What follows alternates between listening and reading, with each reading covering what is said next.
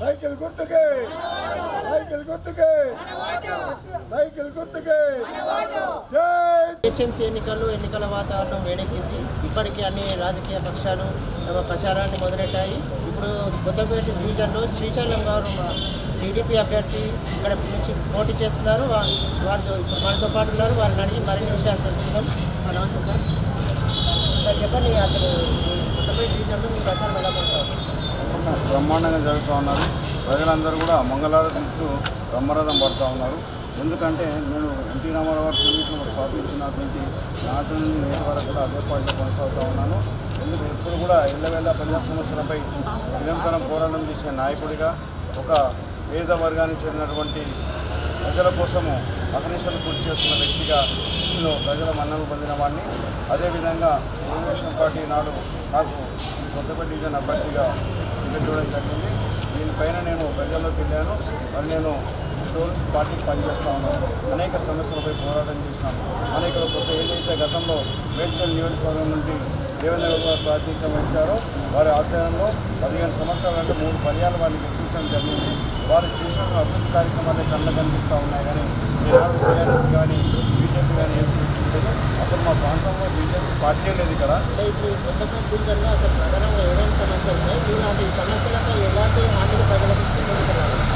ప్రధానమైన సమస్యలు ప్రజలు అనేది డబుల్ బెడ్రూమ్ అడుగుతూ ఉన్నారు. వారి నుంచి నేను మాట్లాడతాను చెప్పాను. అదే స్థలం అయితే లేదు. ఉన్న స్థలం అంతా కూడా అనాక్రంతం అయిపోయింది. తర్వాత ఏంటంటే వాళ్ళది స్లీపింగ్ ఒకటి ఉండాలని చెప్తా ఉన్నారు. మనం ఎక్కడికైతే డ్రైనేజ్ నిండిందో ఆ డ్రైనేజ్ నిండిందని తీసి ఆ పక్కనే ఇస్తూ ఉన్నారు. అటువంటిది వేయకుండా దానికి ఒక క్యారీబాయ్ నిర్మాణం చేసి, లేకపోతే బియ్యం బస్తా విలేజ్లో వేస్ట్ బ్యాగ్ ఉండే ఆ బ్యాగ్లలో వేసి ఎప్పటికప్పుడు ఖాళీ చేస్తే నీట్గా ఉంటుంది అని చెప్పేసి వాళ్ళకి నేను అదే సజెషన్ ఇచ్చాను. అలా తీసి వేయకుండా నేను ఎప్పుడు కూడా దగ్గర నిలబడి మెయిన్ రోడ్ నుంచి తీసిన కచ్చినంతా కూడా ఒక ప్లాస్టిక్ కవర్లో వేసేసి అప్పుడే వెంటనే చెత్తకుండా పడిపిస్తాను. ఇక్కడ మన ప్రాంతంలో అసలు మోరీ తీసిరా లేదా అనే విధంగా వెంటనే కడిగిస్తాను. ఆ విధంగా పనిచేస్తానని చెప్పేసి ప్రజలకు ఆపిస్తూ ఉన్నాం. మన వయసు కాలనీలో ఇక్కడ ఉన్నటువంటి చిన్న చిన్న బావులు ఉన్నాయి. పాత పురాతన కాలం నుంచి ఆ బావిని కూడా పొంగి పైకి నీళ్ళు రావడం ద్వారా కొంతమంది అస్తవ్యస్త గురైపోవడం జరిగింది. మరి ఇంకేమైనా కూడా సమస్యలు చాలా ఉన్నాయి. వాటిని అన్నిటి కూడా అధిగమించి ముందుకెళ్తానని చెప్పాను. వారందరూ కూడా మీ పార్టీ అంటే నమ్మకం ఉంది బాబు, చంద్రబాబు నాయుడు కానివ్వండి, ఎన్టీ రామారావు కానివ్వండి, మీరు పనిచేసే పార్టీ మీద ప్రజల్లో ఉంటారు మీరు అని చెప్పేసి వాళ్ళు చెప్పడం జరిగింది. హైదరాబాద్ నగరము టీఆర్ఎస్ పార్టీ అధికారంలోకి వచ్చిన తర్వాతనే వాళ్ళు అభివృద్ధి చేశామని, ఇప్పటికే 67,000 కోట్లతో హైదరాబాద్ అభివృద్ధి చేశామని, ఈసారి కూడా మాకే పట్టం కడతారని టీఆర్ఎస్ నాయకులు చెప్తున్నారు. 67,000 కోట్ల రూపాయలు కాదు, 6,000 కోట్ల రూపాయలు చేసినప్పుడు అనిపిస్తలేదు. అక్కడ 67,000 కోట్ల రూపాయలు అభివృద్ధి చేస్తుంటే మన వరదలతో ఇంత అస్తవ్యస్తం ఎందుకైంది? అనేకమంది అపార్ట్మెంట్లు ఏవైతే నిర్మాణం జరిగినాయో ఆ సెల్లార్లు నిండిపోవడము, వందలాది కార్లు వేలాది కార్లు నీళ్ళల్లో మునిగిపోవడము, అనేక కుటుంబాలు 15 ఇప్పటి వరకు కూడా కొన్ని ఇళ్లలో ఆ బురద వండు చేరుకుపోయి ఉన్నది. మరి ఏ నాయకుడు ఏం చేస్తా ఉన్నారో అర్థమవుతలేడు. వరదలు ఒక దిక్కు వస్తే ఒక దిక్కు వరద సాయం అని చెప్పేసి చేస్తూ ఉన్నారు. మేము ఒకటే చెప్పాము టీఆర్ఎస్ పార్టీ, వరద బాధిత సహాయం అంటున్నావుగా తెలంగాణ రాష్ట్రం మొత్తం ఇవ్వండి, అందరికీ ఇవ్వండి. అదేవిధంగా చెప్పాం. మీరు ఒక చోట ఇచ్చి టీఆర్ఎస్ కార్యకర్తలు ఎక్కడున్నారో వాళ్ళకే డబ్బులు ఇచ్చారు. అనేక మంది నేను ఎక్కడ డివిజన్లకు వెళ్ళినా కూడా బడుగు బలహీన వర్గాలందరూ కూడా తమ్ముడు మాకు ఇవ్వలేదు, ఈ టీఆర్ఎస్ ప్రభుత్వము వాళ్ళ కార్యకర్తలకే ఇచ్చింది, వాళ్ళ తొత్తులకే ఇచ్చింది, కానీ మిగతా ప్రజలకు అందరికీ కూడా ఇవ్వలేదని చెప్పి చెప్తాను. తెలంగాణ ప్రాంతంలో 4 కోట్ల మంది జనాభా ఉంటే మరి టీఆర్ఎస్ వాళ్ళకి ఇచ్చారు డబ్బులు, మరి మిగతా వారికి ఇవ్వలేదని చెప్పి ఎక్కడికి వెళ్ళినా కూడా నిలిసే వాళ్ళకి ఒకటే సమస్య చెప్పాను. ఈ టీఆర్ఎస్ ప్రభుత్వము వరద బాధిత సహాయం ఎందుకు ఇస్తుందో మీకు తెలుసా అమ్మ?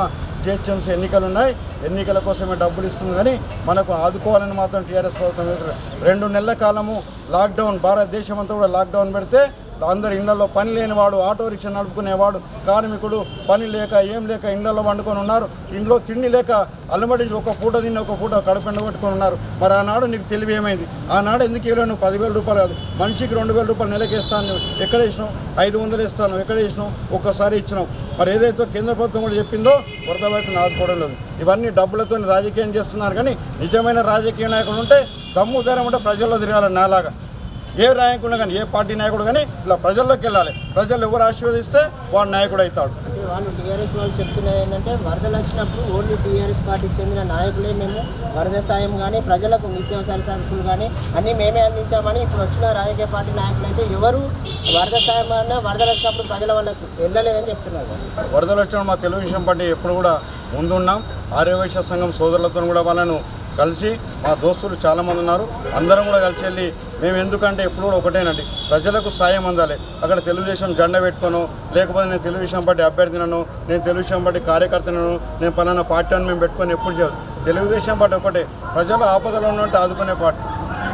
ఎక్కడికైనా కూడా సమస్యలతో ఉన్నట్టు ముందుకెళ్ళి మేము పనిచేసే వాళ్ళం. ఒక సైనికుడు, భారతదేశ సైనికుడు ఏ విధంగా ఉంటాడో ఆ విధంగా సైనికుడిగా పనిచేస్తాం. మా పార్టీకి ఒక క్రమశిక్షణ ఉంది. నేను ప్రచారం కూడా 6 గంటలకే బంద్ అంటే 6 గంటలకే బంద్ చేస్తా ఉన్నాను. ఆ క్రమశిక్షణ కలిగిన పార్టీ తెలుగుదేశం పార్టీ. అంటే ఇప్పుడు టీడీపీ అనేది సంస్థాగతంగా హైదరాబాద్లో లేదని, ఒకవేళ టీడీపీ అభ్యర్థులు గెలిచినా కానీ వాళ్ళు ఇతర పార్టీలకు పోతారని మిగతా పార్టీ వాళ్ళు ఆరోపిస్తారు. ఇవన్నీ ప్రచారం చేస్తూ ఉన్నారు. ఎందుకంటే మాకు ఓటు వేయకుండా అడ్డుకోవడానికి, వాళ్ళని గెలిచి తెలుగుదేశం గెలిచినా కూడా మా టీఆర్ఎస్లోకి వస్తారని చెప్తా ఉన్నారు. వాళ్ళు చెప్పడం ఏంటంటే ఇంతకుముందు నాయకులు పోయారు కాబట్టి వాళ్ళు డబ్బులు దండుకున్నారు. ఆ దండుకున్నది కాపాడుకోవడానికి కోట్లాది రూపాయలు, వందలాది ఎకరాలు ఆస్తులు సంపాదించుకున్నారు కాబట్టి అది రాకపోతే గుంజేసుకున్నారని బెదిరిస్తున్నారు, పోతున్నారు. మాకు ఆస్తులే ఏం లేవు. నాకు 100 గజాల ఇల్లు ఉన్నది, ఒక సైకిల్ ఉన్నది. నా దగ్గర ఏముందని గుంజుకుంటాడు? నేను భయపడా. ఎందుకు భయపడతాను? నేను ఒక పార్టీ రాజకీయ నాయకుడిని. నేను కూడా 30 సంవత్సరాలు కేసీఆర్ కంటే ముందు నేను కూడా రాజకీయంలో ఉన్నాను. కేసీఆర్ కూడా మా తెలుగుదేశం పార్టీ మనిషి. తెలుగుదేశం పార్టీకి నేను సపరేట్ తెలంగాణలో పెట్టాడు. తెలంగాణ ప్రజలకు ఏం ముద్ర ఇచ్చాడు?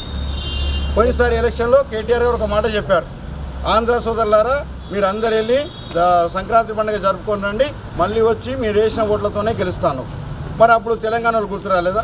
నీకు ఇష్టం వచ్చినప్పుడు ఎట్లా మీకు అవకాశం దొరికితే ఆ విధంగా మాట్లాడతారు. గడిచిన 5 సంవత్సరాల ఎలక్షన్లో జిహెచ్ఎంసీ ఎలక్షన్లో కేటీఆర్ గారు ఒక మాట మాట్లాడారు. మీరు బాగా వినాలి, మీ దగ్గర ఉంటుండే ఆ క్లిప్పింగ్. ఏమన్నారు? సోదరులారా మీరు సంక్రాంతి పండుగ వెళ్ళి హ్యాపీగా చేసుకొని రండి, మీరు వచ్చిన తర్వాతనే జిహెచ్ఎంసీ ఎన్నికలు పెడతాము, మీ ఓట్లతోనే టీఆర్ఎస్ బ్రహ్మాండ విజయం హైదరాబాద్లో గెలుస్తామని చెప్పాడు.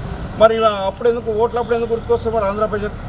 అంటే ఇప్పుడు వాళ్ళు అంటున్నది ఏంటంటే తెలంగాణ ప్రాంత ప్రజలైనా ఆంధ్ర ప్రాంతాలైనా మనం అన్నదమ్ములాగా కలిసి ఉండాలి, ఏ ప్రాంతమైనా కాదు, ఇక్కడ హైదరాబాద్ అందరిది అని వాళ్ళు చెప్తున్నారు. మరి ఇంతకుముందు వాళ్ళ ఏమన్నారు? ఆంధ్ర సోదరులు ఏమన్నా తెలంగాణలో ఎల్లగొట్టరా ఏమన్నా ఆంధ్ర సోదరులు? తెలంగాణ అయినా ఆంధ్ర అయినా భారతదేశంలో అంతర్భాగమే తప్ప ఈ రాజకీయ నాయకులు వాళ్ళ చౌకబారు రాజకీయాలు చేసుకోవడానికి దేశాన్ని ముక్కలు చేస్తూ ఉన్నారు. అది మంచి వ్యవస్థ కాదు. భారతీయ జనతా పార్టీ కూడా 3-4 రాష్ట్రాలను విడగొట్టింది. విడగొడితే ఏంటంటే వాళ్ళకు పరిపాలన సౌలభ్యం ఈజీగా అవుతాయని చెప్పేసి భారతీయ జనతా పార్టీ ఉత్తరాఖండ్ కానీ వీటన్నిటి కూడా విడగొట్టింది. అలా విడగొట్టకుండా ఏవైతే రాష్ట్రాలను అది పక్కా సింబల్ వేసి పెట్టేసి అలా రాష్ట్రాలను ఏ ముక్కలు చెక్కలు చిన్న రాష్ట్రాలు చేసి ఒక దిక్కున పెద్ద రాష్ట్రం ఉంటే ఇప్పుడు ఆంధ్ర రాష్ట్రం ఉంది, సమైక్యంగా ఉన్నాం. అక్కడ నష్టం వస్తే ఇక్కడ నుంచి పూడ్చుకోగలుగుతాం. ఇక్కడ ప్రాబ్లం వస్తే అక్కడ మన తెలంగాణలో ఎక్కడ పంటలు పండేవండి? నేను వాస్తవంగా అడుగుతాను, తెలంగాణలో పంటలు పండేవా? మన తెలంగాణలో నీరు ఉన్నదా? లేదు. మరి ఆనాడు మన ఆంధ్ర సోదరుల పంట వాళ్ళు పండించిన పంటనే మనం తెచ్చుకొని తిన్నాం. అంటే గతంలో ఆంధ్ర పాలకులు ఉన్నప్పుడు మన తెలంగాణని అభివృద్ధి పరచకుండా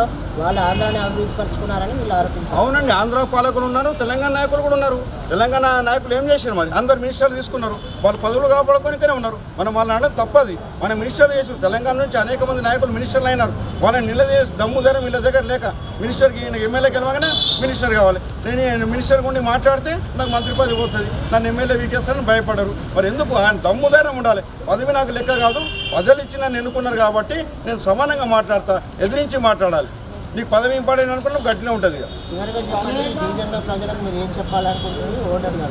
డివిజన్ ప్రజల కన్నా నేను ఎప్పుడు కూడా అందుబాటులో ఉంటా. మీ సమస్యలు ఏమున్నా కూడా ఎప్పటికప్పుడు పరిష్కరిస్తా. ఇదే సైకిల్ గుర్తు మీద గెలిపించండి, ఇదే సైకిల్ మీద మీ ప్రాంతంలో తిరుగుతాను, మన ఒక డివిజన్లో తిరుగుతూ మీ సమస్యలు ఎప్పటికప్పుడు అక్కడ పరిష్కారం చేస్తాను. నేను అక్కడ మోహన్వార్లో వెళ్ళాను, ఒక స్ట్రీట్ లైట్ లేదని చెప్పారు, 24 అవర్స్లో వేయించాను.